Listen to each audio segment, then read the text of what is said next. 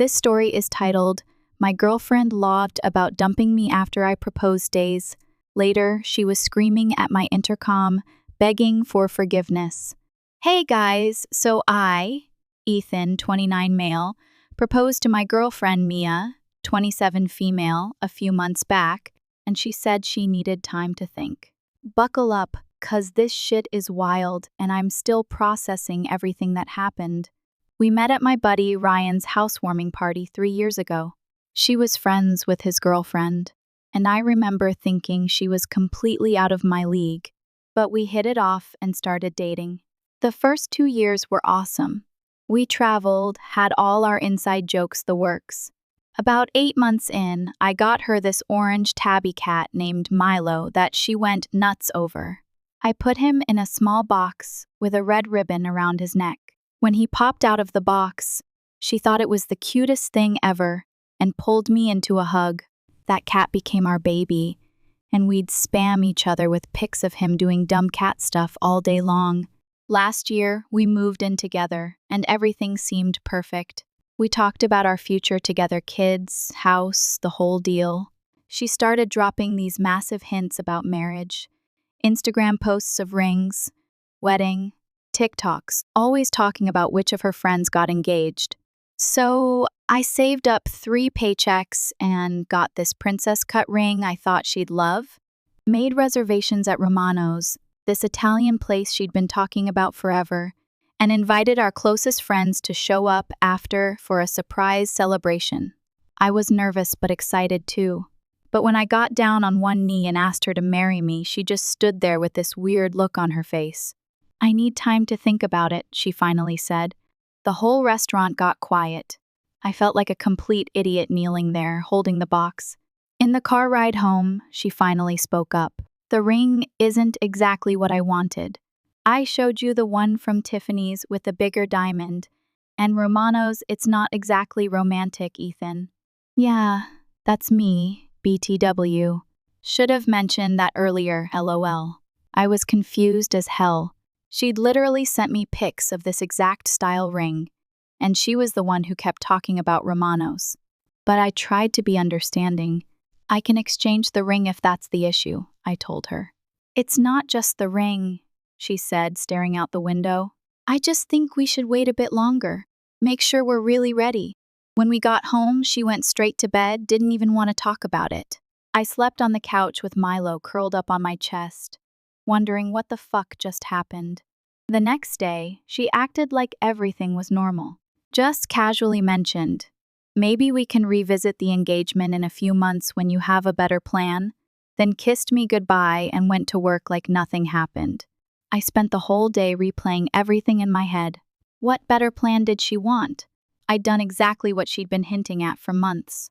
That night, I tried bringing it up again, but she shut me down. Can we not make this a whole thing? I just want more time. Is that so wrong? I didn't push it, but something felt off. Mia had always been super direct about what she wanted. This wishy-washy stuff wasn't like her at all. Over the next week, I started noticing little things. She was on her phone way more than usual, smiling at texts but angling the screen away from me, taking calls in the other room, working late more often. Nothing super obvious, just little things that didn't add up. I wasn't sure what I was looking at, but every part of me screamed one thing: something wasn't right. And I wasn't about to sit back and wait to be blindsided.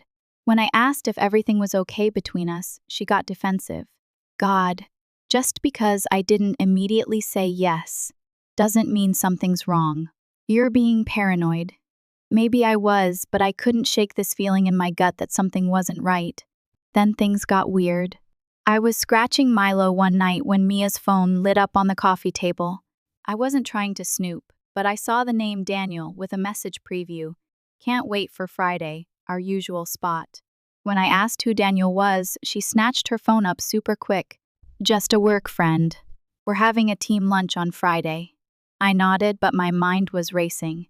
Mia had never mentioned a Daniel before, and our usual spot didn't sound like a team lunch to me. You know what? I said, keeping my tone casual. I think you're right about the ring. I'll take it back this weekend, and we can pick something you like better together. On the surface, I was calm, but inside, I was already drawing battle lines. After I saw that text from Daniel, my brain flipped into overdrive. She didn't know it, but I just set the first trap. No more playing the clueless boyfriend. This was war, and I wasn't walking in blind. She looked relieved. That sounds perfect, babe. Then she kissed me and went to take a shower. I sat there on the couch with this sick feeling in my stomach, trying to figure out what the hell she's on. The next day, I texted my best friend Ryan. Need to talk. It's about Mia. We met up for beers and I told him what happened. He just listened, then said, Bro, I don't want to say anything, but this sounds fishy. The Mia I know would have been stoked to get engaged. Something's up. You think she's cheating? I asked. Ryan shrugged. I don't know, man, but the timing is weird. She's been pushing for a ring for months. Then, when you actually propose, suddenly she needs time? And now she's getting secret texts from some dude you've never heard of? When he laid it out like that, it did sound bad. But this was Mia. We'd been together for 3 years, lived together, had a cat together. She wouldn't just throw that all away, would she? What should I do? I asked him. Keep your eyes open, Ryan said. Don't accuse her of anything yet, but maybe pay attention to the signs. So that's what I decided to do, keep my eyes open, try to figure out what was really going on. I had no idea what I was about to discover. I decided to work from this coffee shop near our apartment. Mia never goes there, says their coffee is overpriced, so I figured it was a safe spot to focus without bumping into her. I was in the corner with my laptop, wearing headphones but not playing anything, when I heard familiar laughter. I looked up and saw Mia walking in with her friend Sophie. They didn't notice me because of this big plant next to my booth. I was about to call out to them when I heard my name. They sat at the table right behind me, and Mia was talking about something that caught my attention. He really thought I'd say yes, just like that, Mia said, her laugh sharp and mocking, not her usual laugh, the one that used to be soft and warm. No, this was something else, cold, mean, like she was laughing at a joke only she understood. Sophie chuckled but looked uneasy. So, what's your plan now? You can't keep this up forever. Mia leaned back in her chair, sipping her latte like she had all the time in the world. Please, Ethan's not going anywhere. He's so eager to lock me down. He'd probably propose with a candy ring if I asked. I got him wrapped around my finger. I just have to keep stringing him along until the timing's right. Sophie hesitated. And Daniel? Mia's eyes gleamed. Daniel is worth the wait. He's not some average paycheck like Ethan. He's a real man with real potential. Once his situation is sorted, Ethan's done. I'll drop him like last season's shoes. She laughed again, sharp and satisfied. He'll probably cry into his cat or whatever. Sad, really. My stomach turned. Milo, our cat, wasn't just a pet, he was family, and she was using him as a punchline. Sophie lowered her voice. But what if Ethan proposes again before you're ready to make your move? Mia shrugged like it was nothing. Then I'll do what I have to. I'll say yes, fake it for a while, and dump him later. By then, Daniel and I will be set. It'll be messy, but whatever. It's not my problem if Ethan's heart gets crushed. That's on him for being so clueless. Sophie looked uncomfortable, but Mia didn't seem to notice or care. She was too busy basking in her own confidence, acting like she was the queen of some game where I was nothing more than a pawn. Ethan's sweet, but let's be real, she added, laughing under her breath. He's just a safety net. Nice to have, but not something you actually need when you're ready to upgrade. The words hit harder than any punch. I felt like I was watching a stranger, someone I thought I knew but clearly didn't. That seems harsh, Sophie replied. After all this time together? Please, Mia scoffed. You know as well as I do that this was never the endgame. Ethan was always transitional. Transitional? What the fuck did that even mean? They changed the subject after that, talking about some office party. I heard a male name mention Daniel, I think, but couldn't catch the details. As they got up to leave, Sophie lingered for a second, her gaze sweeping the room and landing on me. She caught me sitting there. Her eyes widened slightly, like she wasn't sure if she recognized me or not. She hesitated, then walked past, but not before whispering under her breath, "You deserve better."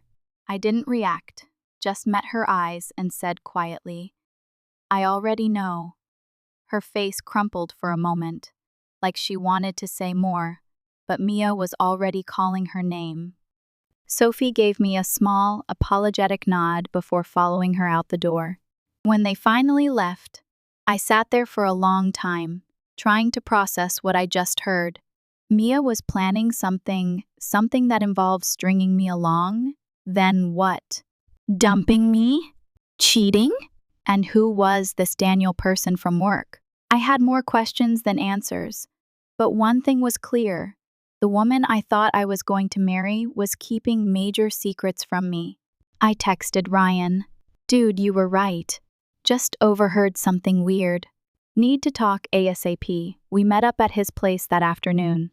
When I told him what I'd overheard, he looked pissed. "Bro, I wasn't going to say anything," he admitted, "but I saw Mia with some dude at Westfields last week. They looked close." "Westfields?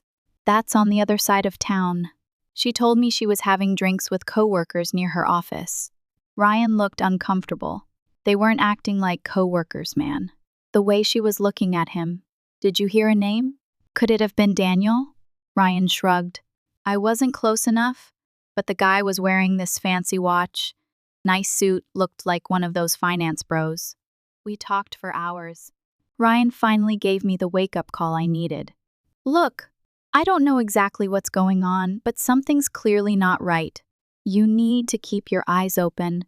Don't just take her word for everything anymore." It hurt like hell to hear, but deep down, I knew he was right. The refused proposal, the late nights at work, the secret texts, the conversation I'd overheard, it all pointed to something shady. "So what do I do?" I asked him. "You've got two options," Ryan said. "Confront her now with what little you know, or what? Or play along. Find out what she's really up to, then decide what you want to do with that info." I thought about it all night.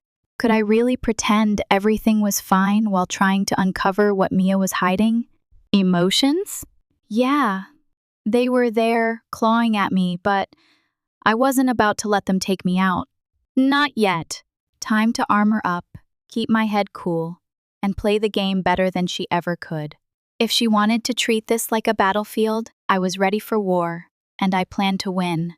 The next morning, Mia asked if I was ready to go ring shopping that weekend. I smiled and said, "Sure." I'd found a few options at Tiffany's to look at. She looked so happy, kissed me hard, and said I was the best. I've never felt so hollow in my life, but I'd made my decision. I needed to know exactly what I was dealing with, how deep this thing went, whether there was anything left worth saving. Ryan thought I was being too cautious, said I should just confront her and get it over with. Maybe he was right, but after 3 years, I needed to understand what happened to us. Because if I just confronted her, she wouldn't tell the truth anyways. So I decided to play the perfect boyfriend for a while, let her think everything was fine, and find out who the hell Daniel was, and what exactly Mia was planning. I checked our phone bill. There was this number she texted and called constantly, especially late at night, or when I was at work. It wasn't saved under any name in our family plan, just a number. Then I got lucky. Mia fell asleep on the couch one night with her phone unlocked. Those comments about me being transitional and her needing a few more months kept playing in my head. So I looked. What I found was worse than I imagined. There were tons of texts with someone named Daniel. Nothing straight up sexual in what I saw, but definitely emotional cheating. Lots of miss you and inside jokes I wasn't part of. Then I saw a message that hit me like a truck. "Just need to keep Ethan on the hook until everything's finalized. He's already talking about proposing again," Daniel responded. "What if he does it before we're ready? Mia, I'll say yes, play along, then dump him once everything's settled with your situation. He'll be crushed, but that's not my problem. We've dragged this out too long already. I felt sick. She was planning to accept my proposal, then dump me later? What kind of twisted game was this? And why? I kept scrolling and pieced together more of the story. Daniel works at Mia's company in some higher-up position. There were references to his situation that needed to be finalized before they could be together openly. I'm guessing he's either married or there's some company policy against them dating. The worst part? They were planning a trip to Miami next month, the same week Mia told me she had a work conference. She was literally going to be on a beach with this dude while I was at home planning our future. I wanted to confront her right there, just wake her up and end it. But something stopped me. If I confronted her too soon, she'd twist it, turn it into a sob story, gaslight me, deny, deflect, and maybe even delete the proof before I could show anyone. She was already planning to play me. If I gave her a heads up, she'd just get better at hiding it. I wasn't about to give her that advantage. No, I needed undeniable evidence, a plan, something that would leave no room for her lies. She wanted to control the game, but I was about to flip the board. So I took screenshots of everything, then carefully put her phone back. The next day, I called Ryan. He came over while Mia was at work with Daniel. I'm guessing, and I showed him everything. Jesus, he said, scrolling through the screenshots. This is cold, man. She's been playing you this whole time. But why? I asked. Why not just break up with me? Why make me go through another proposal just to humiliate me later? Ryan thought about it. From these texts, it sounds like this Daniel guy is her real target, but he's not available yet. You're just her backup plan until he's free. The backup plan. The safety net. The fucking transition guy. You need to be smart about this, Ryan said after a while. She's planning to blindside you. Why not return the favor? I'm not normally a vengeful dude, but something in me snapped after seeing those messages, the way she talked about me, the future they were planning while I was saving for our future. Yeah, I decided to play the long game. So I kept pretending everything was fine. I talked about our future, started planning a second proposal, all that while I was getting my shit together. Moved half our savings to a new account she couldn't access, started looking for a new apartment, documented everything in case she tried to turn our friends against me later. I also did some digging on Daniel. Turns out he's the marketing director at Mia's company, her boss's boss, and guess what? He's married with 2 kids. His situation that needs finalizing is apparently his divorce, which, according to their texts, has been almost done for months. The hardest part was acting normal. Every time Mia kissed me or talked about our future, I had to resist the urge to call her out. Every time she said she was working late she was with him, I just said, "Miss you, babe," and brought her favorite takeout when she got home. Milo's been my wingman through it all. He's the only one who didn't lie to me. You can tell a lot about people, but cats? They're always straight with you. That cat watched me with these sad eyes when I was alone in the apartment. Like he knew his family was about to break up. I'd already decided I was taking him when I left. Mia didn't even clean his litter box, just posted cute pics of him on Instagram for the likes.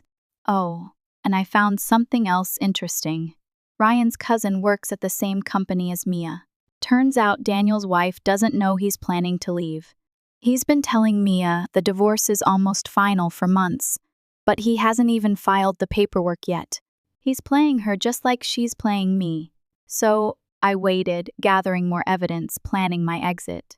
Mia thought she was so clever that I was just her oblivious backup plan while she secured her upgrade. She had no idea what was coming, and I wasn't about to tip my hand early. If she wanted to play games, I'd play along.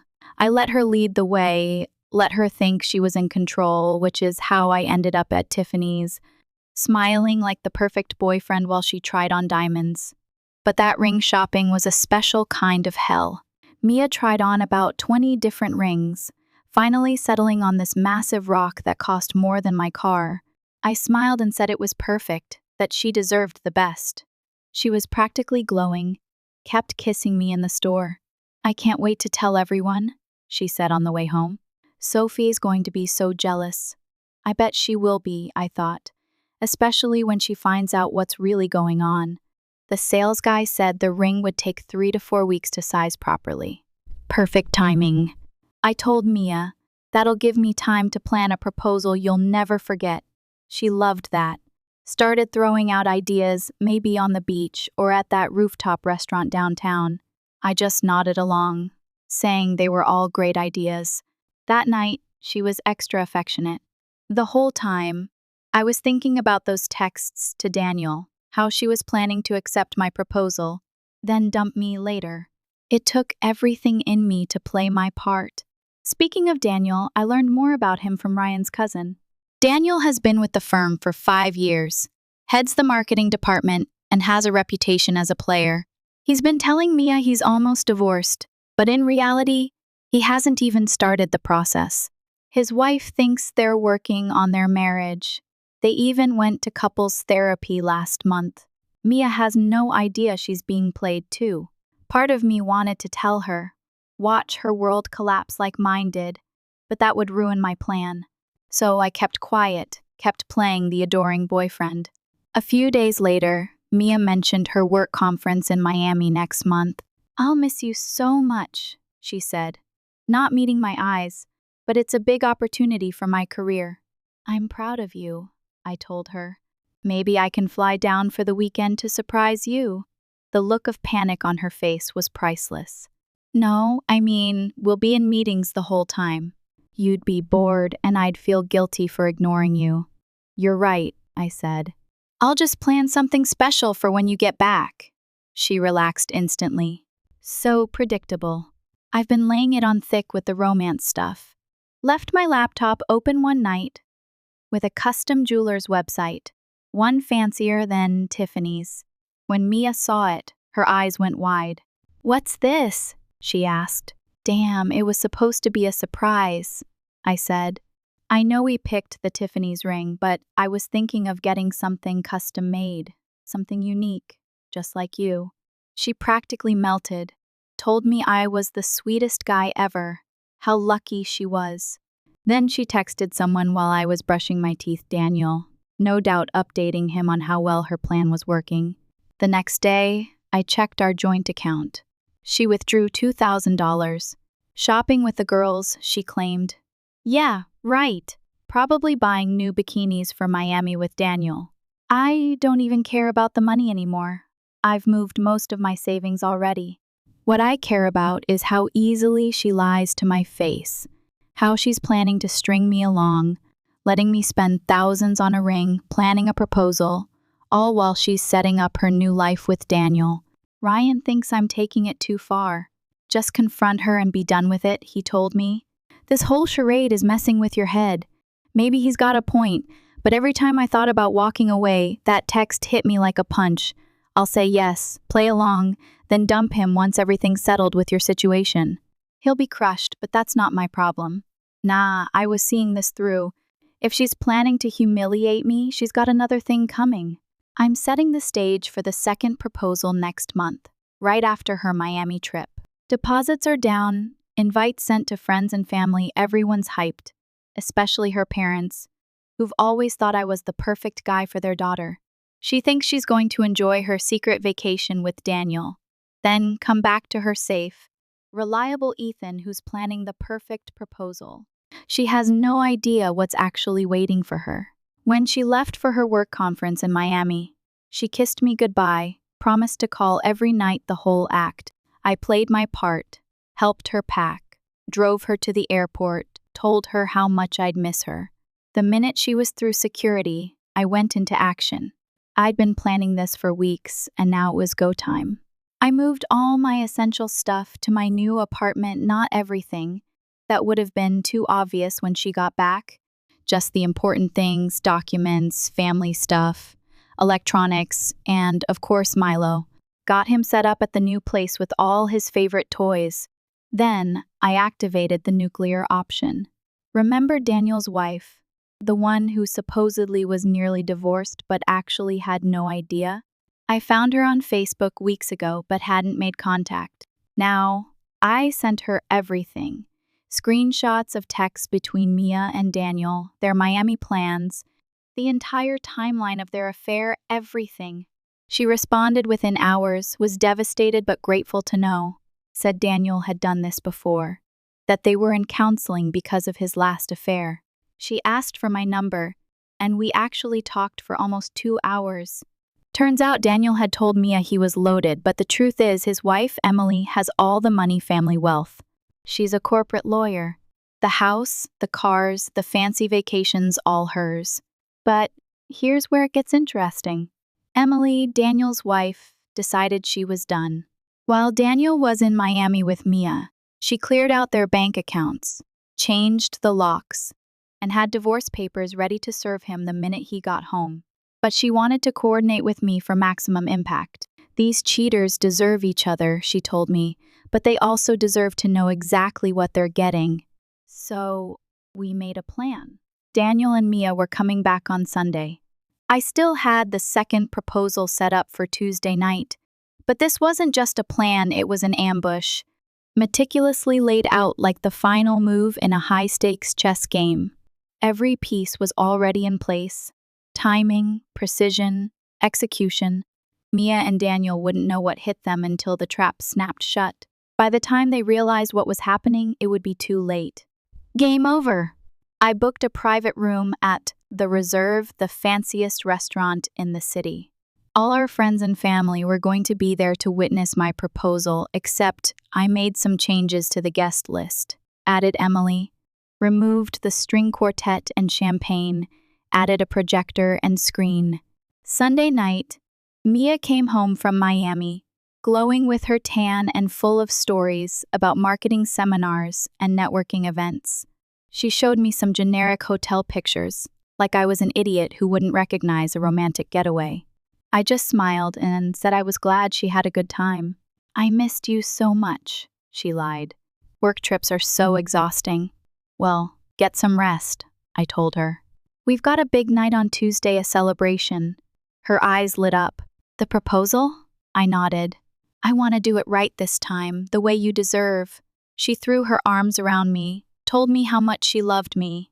I forced myself to hug her back, wondering how many times she'd said those same words to Daniel that week. Monday and Tuesday were torture keeping up the act. Listening to her on the phone with Sophie, discussing what she'd wear, how she'd act surprised, all while I was finalizing things with Emily and Ryan. Tuesday evening finally arrived.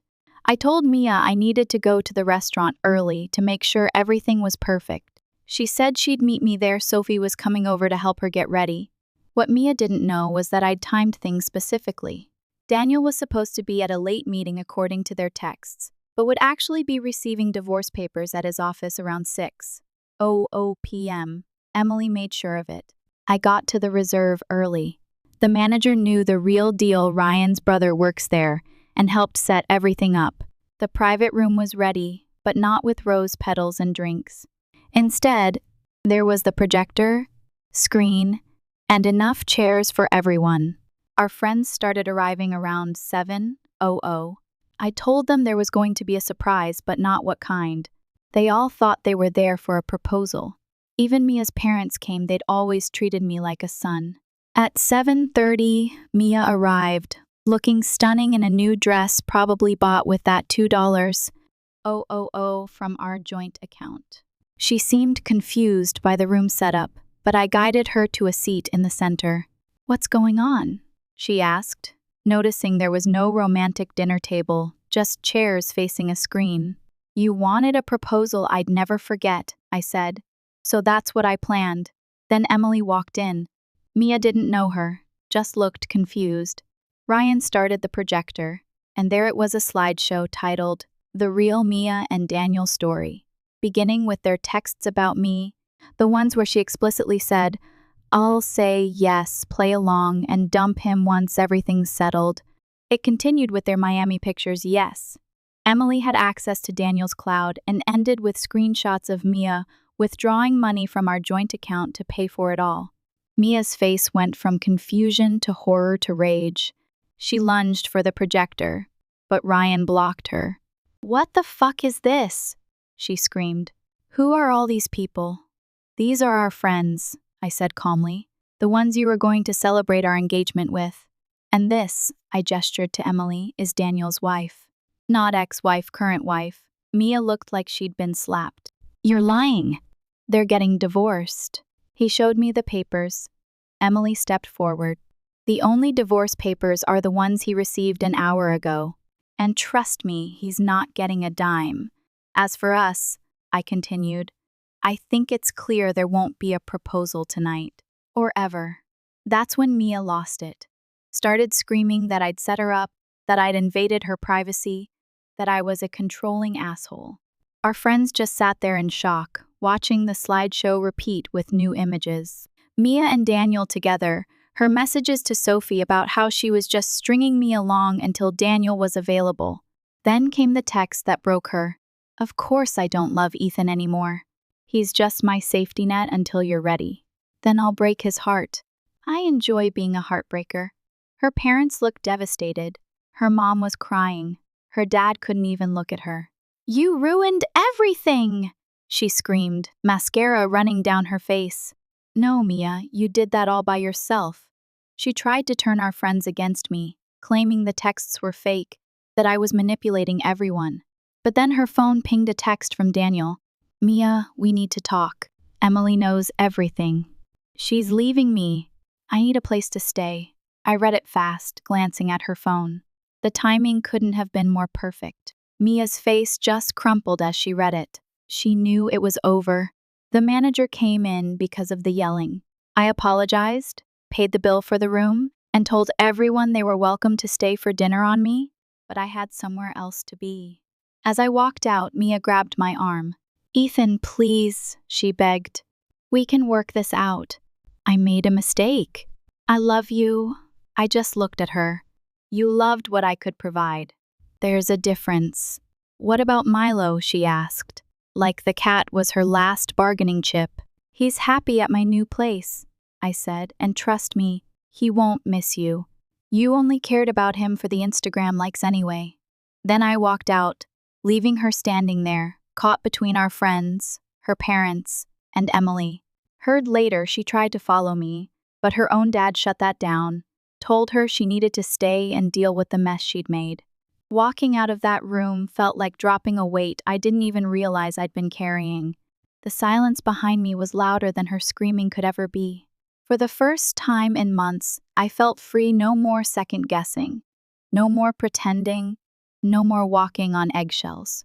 Just me, my dignity, and Milo waiting for me at home.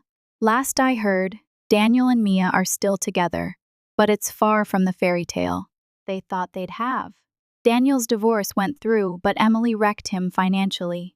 The prenup plus proof of his cheating meant he walked away with basically nothing. Now he's stuck living in Mia's crappy studio apartment, working at a car dealership after his old company fired him for the office affair. Mia tried damage control for weeks, called and texted from different numbers, until I had to get a restraining order. Showed up at my work twice, crying about how sorry she was, how Daniel had manipulated her.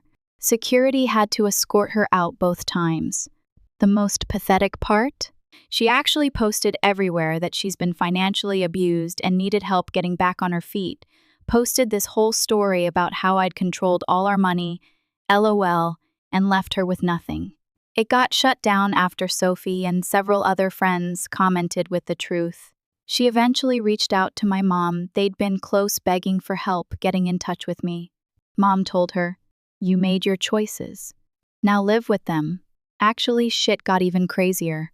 Just the other day, I was at home relaxing when my intercom started blowing up like crazy. Checked the camera, Mia, looking like a wreck, screaming my name. I didn't move, just watched as she slammed the buzzer over and over like a lunatic. "Ethan, I know you're up there. Just talk to me." She was shrieking so loud the neighbors started coming out. I let her keep making a fool of herself for a minute, before finally pushing the talk button. "Leave before I call the cops." My voice was calm, bored even. "You've ruined my life," she wailed. "Daniel is cheating on me. He never loved me. I made a mistake. Please, just let me up so we can talk." I almost laughed. That sounds like a you problem, Mia. Not mine. She started full on sobbing right there in front of my building. Everything's falling apart. I lost my job. We're getting evicted. I have nobody left. For half a second, I almost felt bad. Almost.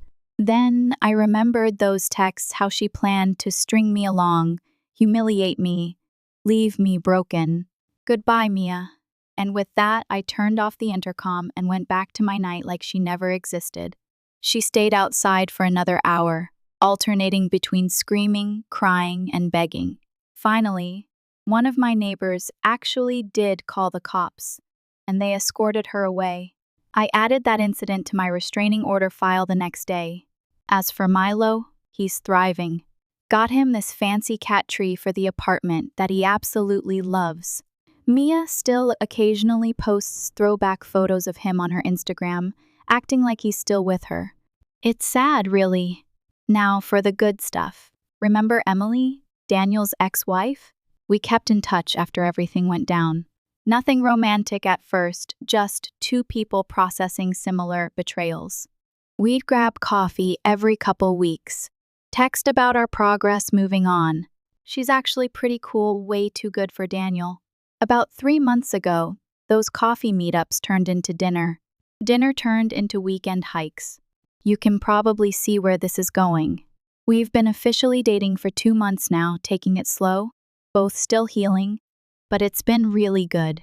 She's smart, successful, and, most importantly, honest.